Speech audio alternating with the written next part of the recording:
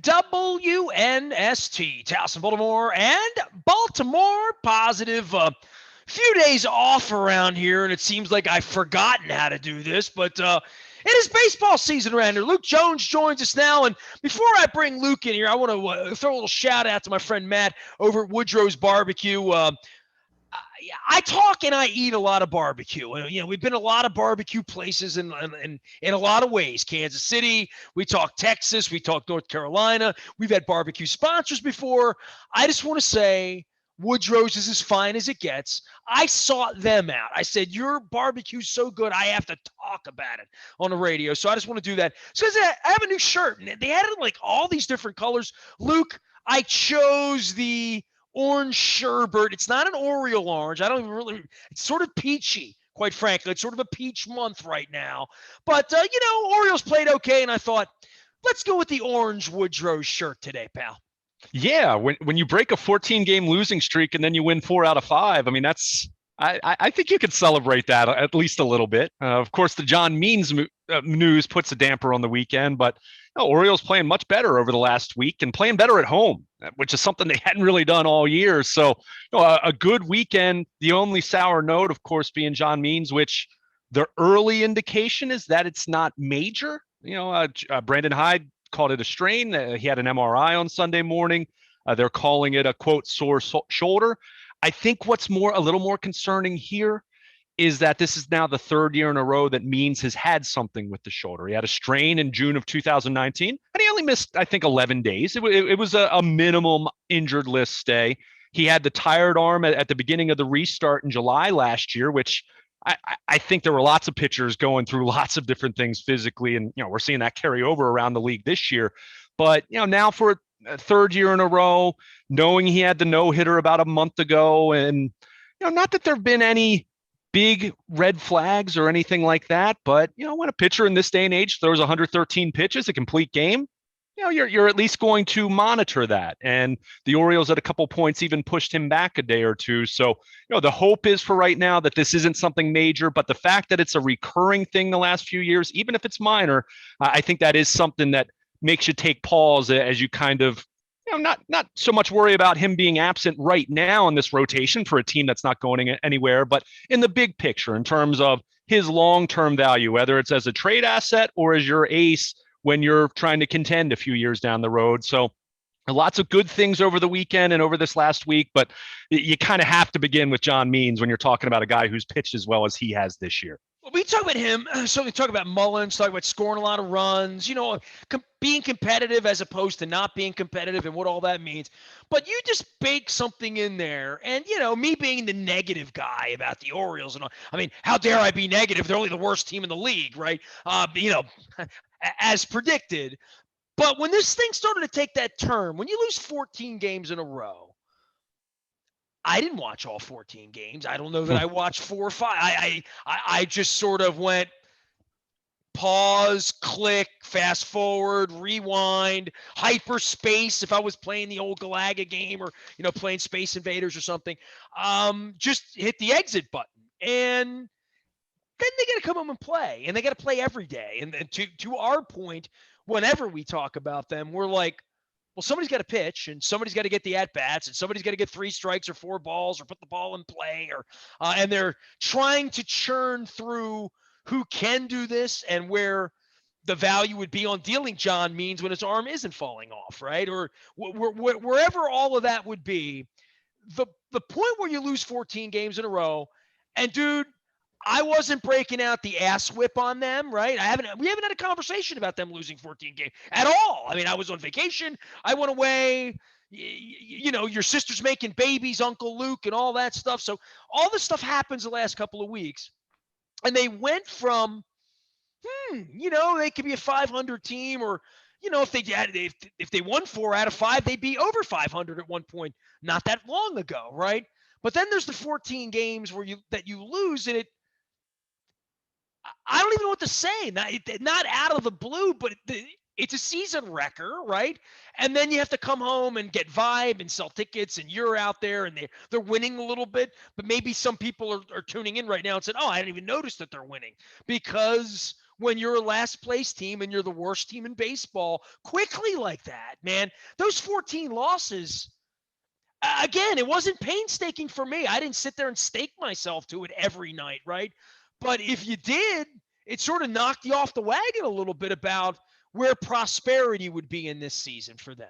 Yeah, and I mean, again, this always comes back, and I have the same discussion now going back to 2019. I mean, 2018 when they lose 115 games or whatever it ended up being, they actually thought they had a chance to contend that year. They were trying. With Machado in the lineup. Right. I mean, holding on to everyone to the bitter end, and boy, was it bitter in 2018. But since then, since Mike Elias and Sig Mejdal come on, and Brandon Hyde's hired to kind of be the caretaker for this rebuilding / group of placeholders, young guys, maybes, some never was, that whole collection, a motley crew of players, really, when you kind of break it down, how many guys, have no future and never had any kind of a past, but hey, they're here now. The Hanser Albertos and the Renato Nunez's and any number of pitchers that have cycled through here over the last few years. But we talk about it at the beginning of the year, and I say, look, if we're going to look at this in terms of wins and losses, you're going to be really disappointed because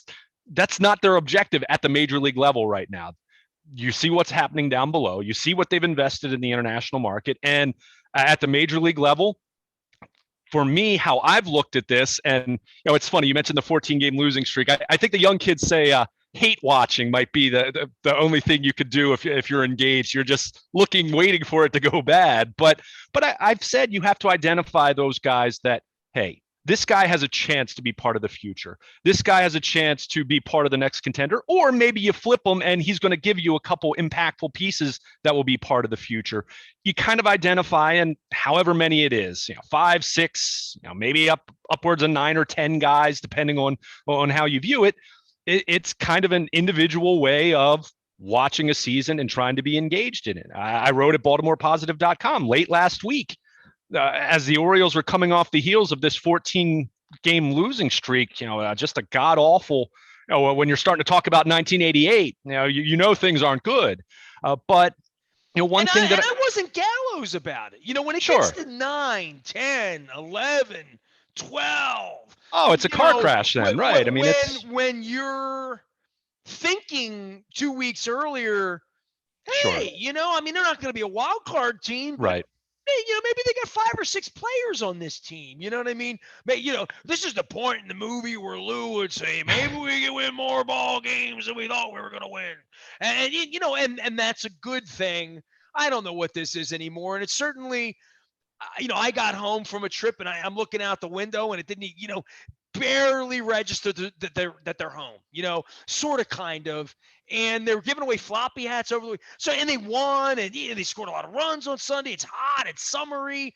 Just give me a flavor of being around the team this week, because you were more than most people have been, quite frankly. Yeah, well, I mean, we're still not physically around them in the sense of being in the clubhouse and picking up, that kind of a vibe. But I think, and I was finishing the point in talking about this team in terms of wins and losses. For me, it is much more about how are those young guys and those guys who have some semblance of a chance to either be part of this future or to flip them and get something else that can be part of this future. And that's where you talk about someone like Trey Mancini. That's where you talk about someone like Paul Fry, who's pitched really well out of the bullpen, but he's 29 years old. So the thought is he might be a piece at the trade deadline that a team that needs bullpen help, they might pay a pretty price for him.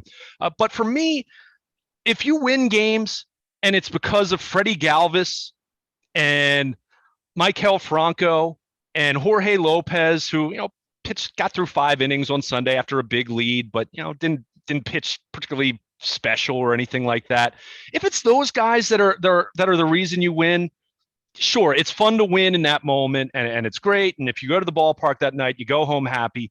But is that really moving the needle at all in terms of where this team wants to get in the future?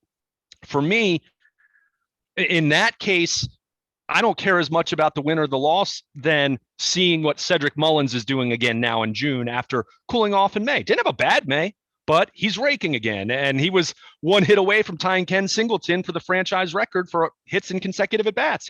9 straight at-bats he had a hit over the weekend.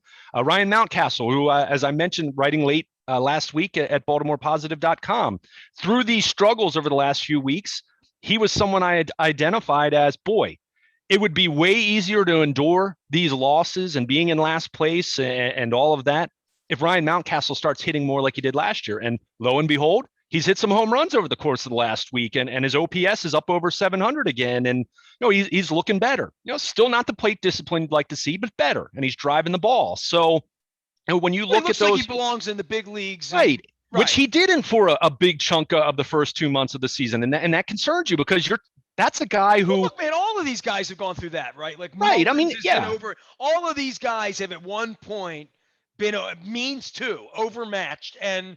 Trey Mancini, his second year, or I guess 2017, he went through, or I guess maybe it was early 2018. Whichever year it was, Trey Mancini had some scuffles. Had banged his knee on the left field, down the left field line and on the wall, and really struggled to the point where Trey Mancini's talked about this. He thought he was going to get sent down. I mean, that's how much he was scuffling a few years ago. So, and you mentioned Mullins. I mean, 2 years ago, this kid was getting ready to be demoted to Double-A at this point. I mean, that's how bad it was going for him. Demoted when you're Trey Mancini in a year where maybe you think the team can be competitive, Bucks around then or whatever. Yeah. At that point, I think it's a different thing when you're getting demoted from the worst team in Major League Baseball. Sure, and that's where Mullins was a couple years ago, and that's why what he's doing now, which is he's been one of the best players in the American League. When you look at what he does with the bat, the speed, Gold Glove caliber defense in center field, I mean, I'll say it right now, Cedric Mullins at this point, and again, does he go through a one for 30 tailspin at some point in the next couple of weeks, and that changes it a little bit? I mean, that's possible for anyone, but he's played at an all-star level this year. I mean, that's how good he has been. We talk about means, of course. Mancini has been right up there and leading the league in RBIs, or in the top 2 or 3. And what he went through last year, I mean, that's obviously a sentimental pick, but Cedric Mullins has been an all-star caliber player after 2 years ago being all the way down in Double-A because of just a nightmare start and struggling at the end of 2018 after his initial call-up. And last year played better, but still looked like a guy that, okay, is he a starting outfielder or is he a fourth outfielder? Is he going to hit enough to be in the lineup every day? He's sure as heck good enough to be a late inning defensive replacement and a pinch runner and a fourth outfielder off your bench. But is there more? And so much was made about him switch hitting, giving that up this offseason. And I can remember so many different people talking about it. And Brian Roberts talked about it. Matt Wieters way back when talked about these guys that were switch hitters, and then suddenly you're seeing left-handed breaking stuff as a lefty-handed batter against a left-handed pitcher for the first time since, I don't know, high school, middle school, whenever these guys started switch hitting. And those opinions were very skeptical about him being able to do this. And he's hit left-handed pitching really well this year. He's hit right-handed pitching really well. So, when you see that to me, if you're looking at this through the lens of understanding instant gratification is not going to come right now, other than in these small doses of, hey, you win 4 out of 5, or hey, you're right around 500 in early May, which is where they were at that point in time. But that they don't have enough talent over the course of 162 games where it's going to be fruitful. As much as you dream for 1989 and why not, that's why we remember that, because it was such an aberration. But you also can't go 14. You can't lose no historic amount of games in that. But at the same time, what do you? Yeah. But when it happens, though, what do? You know what I mean? Like, you just kind of shrug. I tweet out that you can't be shocked that it happened. Sure. They're not trying to win. I mean, that's what sits underneath all of this is I see these people in orange walking up to the ballpark and paying full price and getting a hat and feeling good about whatever they're feeling good about. It's kind of hard to feel good about, like, following the drama of the soap opera of it's a real season, it's a pennant race. It's not. It's Eddie Feigner. It's Eddie Feigner now, and if you want to give him $30, $40, whatever it costs to go, wherever you want to sit, whatever the beer is, and you're into that experience on a 93-degree day, and the Indians are in town, and they're speedboating them. Okay, cool. But I'm trying to get the vibe of it's June, the season's kind of over. And I wasn't mentally prepared for that on, May the 5th. You know what I mean? Yeah, I mean, but at the same time, if they were 7 games better right now than they are right now, I mean, what would that even mean, though? You know what I mean? Like, Right. I I understand what you're understand. saying, and that's why I keep coming back to you have to look at the individual players. I mean, and to be very clear, this isn't me saying go out and get a 13-game ticket plan. I'm not going to sit here and try to sell the fact that you should go out and watch them. In fact, if you want to go out and watch Orioles related baseball, go to Double-A Bowie right now, where Grayson Rodriguez and DL Hall are in the starting rotation and Adley Rutschman's catching. And the Bay Sox are off to a ridiculous start, and they have other good prospects at the Double-A level right now. If you want to see good baseball and something that across the board probably has more meaning in the big picture than selecting the handful of guys that are in Baltimore right now that kind of fit that profile, Dude, you then got me yeah, checking the weather now all week because if I'm going to go to Bowie, like if I'm going to put that effort into going to a game, jump in the car, trying to find a nice meal or something to do, along the way, I need 76 and I need a perfect weather night. I'm not well, I'm not I'm not doing sure, 92. I'm not doing thunderstorms in Bowie. You know what I mean? sure, I take these pictures out my door if I really cared about a ball game and just sitting in a but you're talking me into, as I said to you, different experiences like my crab cake sure. tour in August. I want to do some stuff I haven't done in a long time. My wife's never been to a game in Bowie. I don't think she has. She's been to Yeah. Aberdeen. When's the last time you went to Bowie, Mr. Baseball? Bowie, Probably not a wow. while because you go to Oriole Park 30, 40 times a year, Yeah, right? I'm usually at Oriole Park, and I mean, it's You've been been to a it's been Phillies a game? while. You you've been to I any haven't been to a other no. I mean, baseball not game other than an Orioles game? You've been to a Nats game in the last 5 years? in the well. I mean, the Nats. I've gone down there and covered the Orioles playing the Nats, but yeah, I mean, it's yeah. I mean, when you're on the beat and you're not covering every single home game, but you're covering probably 75% of them, which is probably where I've been. Even through the rebuild, so to speak. Then yeah, I mean, you're not going to see as much of it, but again, this comes back to finding something else to invest in. Look, if you're invested and you're living and dying with the outcome that night, as far as whether the Orioles score more runs than the opposition, boy, that's not going to be fun. But if you're invested in how Cedric Mullins is playing, if you're invested in how Ryan Mountcastle's playing as he's swinging the bat better now, if you're invested in the fact that Hunter Harvey's finally off the injured list and maybe, just maybe, this is the time he finally stays healthy and becomes part of their bullpen. I'm not holding my breath, but I'm not. He's 26. He's not. Dude, He's when not my wife 31. finds out that the New Hampshire team is playing here next week, I mean, I'm going to wind up on fireworks night or something down in Bowie. I mean, I Yeah, don't know that I need the koozie, but on the margarita night, I might be up for a margarita night in Bowie with DL Hall towing the rubber or whatever, right? yeah, and let's keep in mind. I mean, especially if we're going to talk about this from the financial element. I mean, this is minor league teams didn't have a season last year. I mean, had nothing.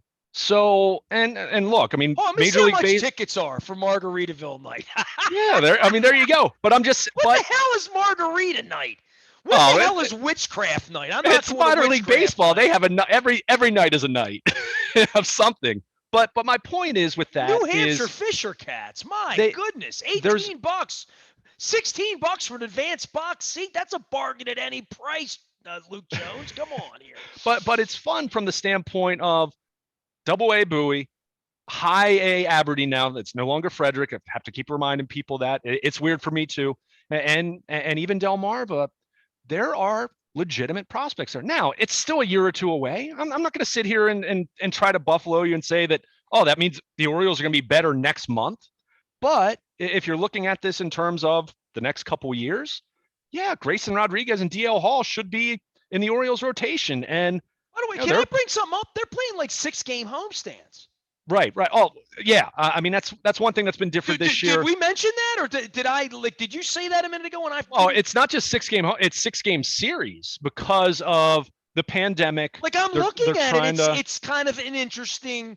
It's weird. Yeah. No, not weird. Like let's Oh, play I don't guy think on in a second bad base in way. the 10th inning. It's just no, That's but weird. it's on Let's right. play Sure. a 7 inning game. That's weird. No, Well, this isn't weird. This is sort of less bus rides and more baseball and and also more team building. Like and also an interesting dynamic for these guys from a competitive standpoint, where you might pitch twice in a series. It's almost like a postseason kind of experience, or you're in the lineup 6 days where the opposition really gets a good look at you, and they kind of figure out, oh, you're a little susceptible to the slider, or you're more susceptible to heat, up and in, whatever it might be. So, it has been a little bit of an interesting dynamic there. But the point is, there is a lot of talent and a lot of things to be excited about for the Orioles down below. Up at the major league level, which obviously we spend more time paying attention to because it is the major leagues and not the minor leagues. Yeah, you have to pick and choose a little bit more. And, so that's why when John Means goes on the shelf, it's disappointing, and you're holding your breath and you're hoping that it is minor, as the early indications are. But there is a lot that has been going well. As much as we talked about this 14-game losing streak and last place, worst team in baseball, getting all that. And I'm not apologizing for all that. It's what it is. I mean, rebuilding stinks. It's not fun. This is why you try to not put yourself in this position. This is why people were saying to trade Manny Machado 18 months prior to when they ultimately did it. So, you put yourself in this position where you have no other choice than to burn it down. And, they've stripped it down to the screws, and they're rebuilding a foundation, and they're doing it in a very deliberate, slow way. And it's not very fun. And I'm not going to sit here and say, boy, you really should go out and spend your money to go watch the Orioles. I will say, if you're looking to watch baseball and you want something that's a little more excited to get invested in, go check out Bowie. Go check out Delmarva. Here. Hold on. I'm going to call my friends at Bowie and get them on the show. Give me an idea for the week, right? Right now, Luke, I will, dinner on me next year at the Super Bowl, even though I buy dinner every year. If you can give me the name of the Akron baseball franchise, their name right now. I'll even play the Jeopardy song for you if you want me to. The Akron Blanks are playing all next week. Now, see, I knew the New Hampshire team. I was going to call them the Fisher Cats because I knew that. They play with my wife's hometown. We've always talked about going to a Fisher Cat game. Peter King goes to Fisher Cats games. It talks about the Fisher Cats and the Fisher Cats, and so I know that. But the Akron team, I did not know. The Richmond team has a very interesting nickname that is no longer the Braves. The Hartford team, they have a nickname. Who names these teams, Luke? Before we go through the actual names of these teams, what drugs are these people on naming these teams? Isn't Akron the Rubber Ducks? They are the Rubber Ducks. That's I knew that one. I owe you dinner on that anyway. I don't know the other ones. I knew that one because that one really. Did you know Fisher Cats? I did not. And I knew one you didn't know, so I don't feel so bad. So Richmond are the. Are you ready? I know one team's a Jumbo Shrimp. No. I can't remember which. How can you confuse the Jumbo Shrimp with the Flying Squirrels? The Flying Squirrels. By the way, the Hartford team, are you ready for them? Yeah. Who comes up with this? Yard Goats. Yeah, I wouldn't have gotten that. The Yard Goats. Erie are the Seawolves. I'm not going to give you that. Somerset. Somerset must be Massachusetts.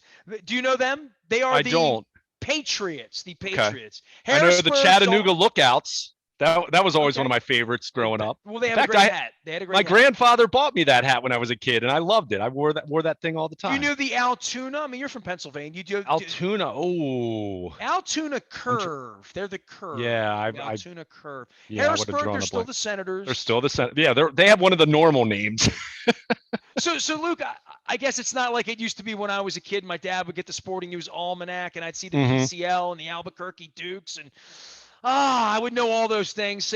I'm trying to relearn it all again. So I guess I should go down. I'm telling you, my wife finds out that the Fisher Cats are here, we're going to wind up at Bowie next week. By the way, I learned what Margaritaville night is. You know what it is? It's the night where you wear like a Hawaiian shirt. I was going to say, you dress like Buffett, music. Right? I mean, they play good music. So that's probably up my alley. All right. Well, there's a little endorsement for minor league baseball. And if I make it to Nags Head, I'll stop and see my friend Gary Kendall down there in Norfolk. Feels a little bit more out of the way. And Bowie's the place anyway, to your point. Yeah, I mean, right now, AAA, Yusniel Diaz has been banged up. J.M.I. Jones has been banged up. I mean, there are a couple guys, but for the most part, it's AA and below where when you're talking about the cream of the crop, you're talking about Rutschman, you're talking about Grayson Rodriguez, DL Hall, a few other guys. I mean, Mike Ballman, although he's been scuffling, kind of coming back from the arm issue over the offseason. But, these are legitimate guys. I mean, these are guys that other people around baseball are really excited about. I mean, Grayson Rodriguez, a guy can touch 100 miles per hour. Changeup's good. It has breaking stuff that he's still developing. Who But do you I want me mean, to see pitch? Who? Like I'm you asking you. What either pitcher should I see?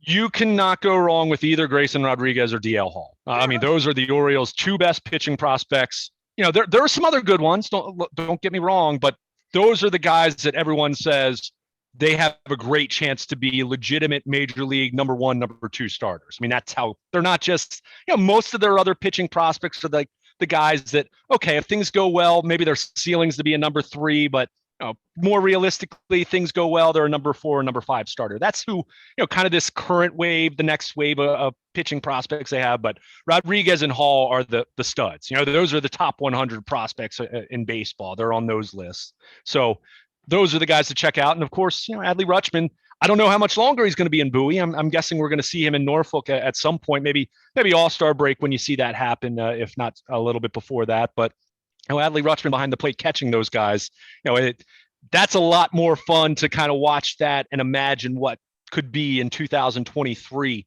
with those battery mates in Baltimore for an Orioles team that's starting to look like it's turning the corner and looking like a competitive baseball team again at the major league level, which we all want, hopefully at least a little bit sooner rather than later. But yeah, when you lose 14 in a row, it sends your expectations back down to earth. But as I said, win 4 out of 5, and some of the younger guys on this club swinging the bats well, playing well.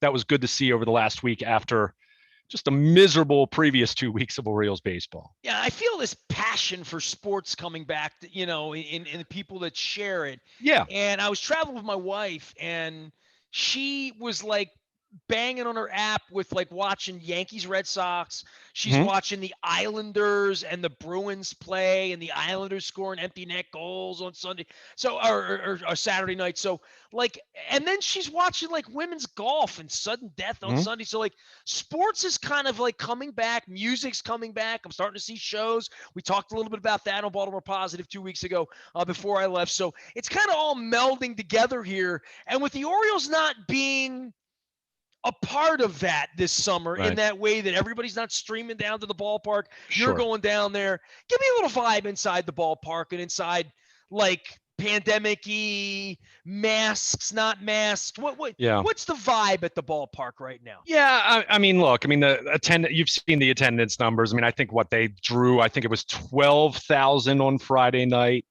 And look, in past years, we would just say, oh, no one's going and they're terrible. And look, that's still true. But when you are talking about the pandemic and everyone having a different risk assessment, it's hard to really gauge. And they just announced, 10 days ago when they were going back to full capacity. It's not like anyone's lining up to say, I've got to go see the Cleveland Indians play the Orioles on Saturday. Even though I had something else planned with my family, or friends I haven't seen in a year. So there's a lot of other things going on. And to your point, you have a lot of other interests now that are coming back with concerts, other sports, minor league baseball, as we just mentioned, that look, the Orioles aren't going to rank very high on that list right now. I think even for people who love baseball, I know one of my best friends who I've talked to about this season a lot. He's watching most nights, but I haven't gotten the sense, and he has 2 young children, so that's part of it as well. But I haven't jump in the car with you anytime and go down to a game. Yeah, but I haven't gotten the sense that he has a lot of urgency to do that right now. And again, you have some people who, frankly, aren't ready for that yet. And the mask mandate's still there with the city. I don't think the ballpark, ushers and everyone are enforcing that quite as strictly now. I mean, it's an outdoor, wide open setting. It's I'll leave it at that. But you have all of those different elements that and the team's not any good. They're not, and they weren't supposed to be any good, and the prices aren't incredibly cheap. They're not ridiculously expensive either, but it's not $5 tickets or anything like that. So yeah, people might be saying, you know what? I'll check out an Orioles game later this summer. It's crazy they haven't thrown a Tuesday bargain night just to get a night where just the cheapskates come out and people that are reluctant by price, and that would be me. I'm not Sure, giving them $30 to come. I'm not walking 2 blocks. I'd rather give it to Bowie. That's how I sure, feel. sure. That's a personal preference for me, and that the Ravens are calling me for money now for tickets. So it's all out there. All the Towsons and UMBCs. We got a golf tournament happening up in the North County later in the summer. I mean, all that competition is out there. But then the Indians come to a decent team comes to town. You'd say, well, Tampa, Boston, these are good teams. Every team in the American League East is good, right? I mean, Yeah. we're starting to settle out where the competitive teams are. Even if the Orioles aren't one of them, most nights competitive teams are coming in here. Yeah, and I mean, I think some of this. I mean, as much as we're talking about minor league baseball and concerts, how about just the fact that people now can feel more comfortable, if you're fully vaccinated, to go congregate at a bar with a friend you haven't seen in. I mean, just the simple things like that. The Orioles and other entertainment outlets are competing with just the simple things, family gatherings, depending on different people's risk tolerance level and all of that. So there's just a lot of other things going on. And I think, again, give this a little more time. I'm guessing we get a little bit deeper into the summer. You'll see crowds that are a little bit better, probably. People will have a little more time to plan, and they'll say, yeah, I haven't been to a Take game. a look at the Mets as an example. Yeah, right? I mean, you never play the Mets. They're decent, yeah, kind of interesting. I mean, I know they're not going to discount a Mets ticket, I guess. sure. But Well, you'll get some people from New York coming. I'm guessing we'll see this week. But I think that's a franchise where people still care about the team, unlike like the Blue Jays at this point, or some other places, or some the Rays where they never did. From a visiting standpoint, you'd feel like there could be a little mojo around a couple of Mets games. Yeah, and I think it'll be interesting. I mean, they played the Yankees and the Red Sox so much early in the season. It'll be interesting to see what that looks like later in the year. But I think they'll get a little bit of a bump as the summer goes on. Relative to now, which has been extremely low. Just from where going to a ball game again is a novelty because you haven't done it in 2 years, in many people's case at this point. And so you'll see some of that. They'll have some. I know they're going to have a Cedric Mullins T-shirt night coming up in a couple weeks later this month. They'll get a little bit of a bump for that. But to your point, and I'm not going to sit here and try to lie to people and say, wow, this is a team you really want to go out and spend a lot of money to watch. I mean, there are a handful of guys that I think are really fun to watch. Mullins has been tremendous. Trey Mancini, of course, is a wonderful story. And who knows, come trade deadline, whether he's going to be on the club. So maybe that's an incentive to go see Trey play at Camden Yards if he's going to be dealt in late July, which I think is at least a distinct possibility, if not a likelihood. So, there's some guys, but there aren't enough of them. And that's why they stand where they do in the win-loss column and why they had a 14-game losing streak. They're like strangely backloaded with home games, right? Like they're home the whole month of September.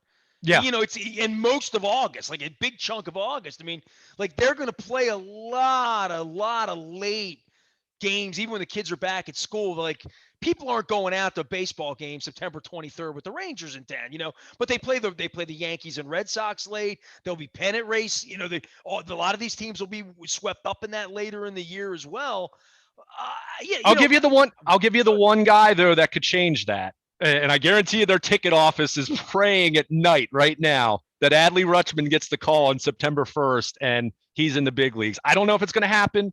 I'm not going to sit here and bet that it will. So you're saying that Labor Day game against the Royals at 105 when they did that Oriole T-shirt? Hey, that'll be you remember the rainbow over Camden Yards when Matt Wieters was called up in 2009? I videoed it from my seat in right center field. As a fan, not even in the media at that point, I went to that Saturday game. His first major league hit was a triple to right center field. I mean, go figure. Matt Wieters hitting a triple as much. We would come to find how rare that would be. One of the slowest guys I can remember on the bases, but.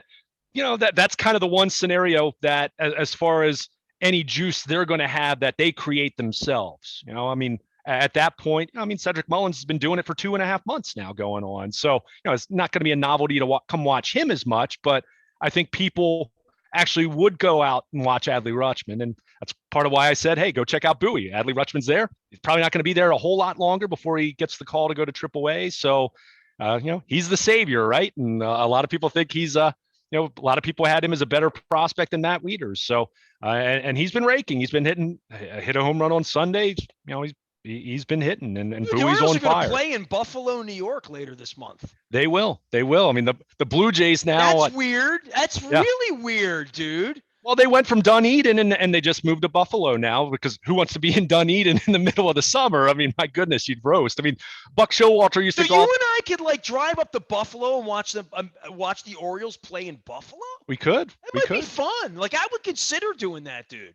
Yeah. Yeah. I mean, that's, hey, I mean, Buffalo, think about it. I mean, they got Josh Allen and the Bills. They get to the AFC Championship, and now they've got a Major League Baseball They're team playing temporarily. Major League Baseball in Buffalo. And it's and the Blue Jays have a lot of talent. I mean, they're right there in the East, duking it out, and with the Yankees scuffling, and everyone's duking it out except for the Orioles. In this plague. If those people in Buffalo get Major League Baseball out of this, then I'll feel good for the people of Buffalo. I'll eat a wing to honor that. Last thing for you, the Giants. They're like really good, right? I mean, that if you're following baseball, that this is all of this Machado and Padres and Tatis and bat flipping and the Dodgers, and we're going to sign players and we're going to pick up, old Cardinals and pay them to piss off Artie Moreno, all of that.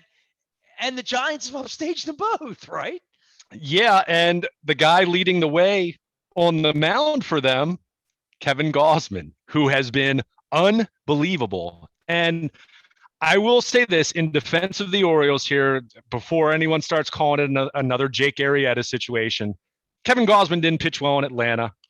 He didn't, he was okay in Cincinnati. I mean, he was working out of the bullpen more so with the Reds. But he goes to San Francisco last year, and it's the weird pandemic year, and he pitched pretty well. And he decides to, he sticks there, and he has been unbelievable. So yeah, it is amazing when you kind of look at the mighty Dodgers, defending World Series champions. San Francisco that I don't know about. You'll have to answer that. I've only been to San Francisco once, so He's yeah. Oh yeah. Well, he old. liked it was what the Tasty Cake mini donuts. But he's been outstanding. I mean, he has been absolutely incredible. So that is a good story, though. When you look at the Dodgers, sure, yeah, it's been incredible. So, but it's been amazing to see the Dodgers. They've been the king of the NL West, and the Padres, this upstart young team with Machado and Tatis and so many other good young players. And anyone who was paying attention to their farm system a couple years ago, you're not really surprised by it. This was coming. But the Giants, who have kind of done, they didn't do the full tank tear everything down, but they made difficult decisions. They moved on from players. They added, Kevin Gausman. Some guys that, Yastrzemski was never even a prospect. I don't blame the Orioles for letting him go. He never did anything in the minors to think that he was going to be anything. And, you see what he's done the last couple of years. And Kevin Gausman this year's, he's the guy that the Orioles dreamed he might be when they drafted him nearly a decade ago. So yeah, the Giants, what a story. And, it's been a fun season. It's very strange season, and so much made about, the pitching and now the substances pitchers use. And, that was not exactly a secret, but you wonder if that's, that line is just getting pushed and pushed further and further in a, more nefarious direction. So there's so much with that. Offense down, although it's slightly up from where it was earlier in the year, as you'd expect. But in the meantime, despite all those concerns about the well-being of the game that I share with many other people, there have been some really cool stories this year. And as you mentioned, the Giants and Kevin Gausman, as someone I covered for a number of years, and you'd see those flashes from him, but he never really put it together to a meaningful degree. But boy, he's been absolutely brilliant this year. All right, Luke Jones is going to be around all week long covering Oriole baseball. Metsy. New ownership, under new management, the New York Mets. So we'll be following all that, and also, some Ravens doings around here as we sort of pack the bags and get ready for the downtime at the end of the week. We'll have plenty of football around here to discuss as well. You can find both of us at BaltimorePositive.com. You can find Luke anytime, anywhere, Facebook, Twitter, LinkedIn, Snapchat. He is Baltimore Luke, and I am who I am anywhere that I am. All of our appreciation, all of our sponsors, including our friends at Wise Markets. My wife and I were grabbing some barbecue items because it's that time of the year here. Incredible produce. We got some peaches at the Wise Markets down in Middle River the other day. Picked up some Pizza John's as well. It's summertime in the city around here. We are appreciative of all of our sponsors. We are WNST.net, AM 1570. Towson, Baltimore, talking baseball, football, and a whole lot more. BaltimorePositive.com.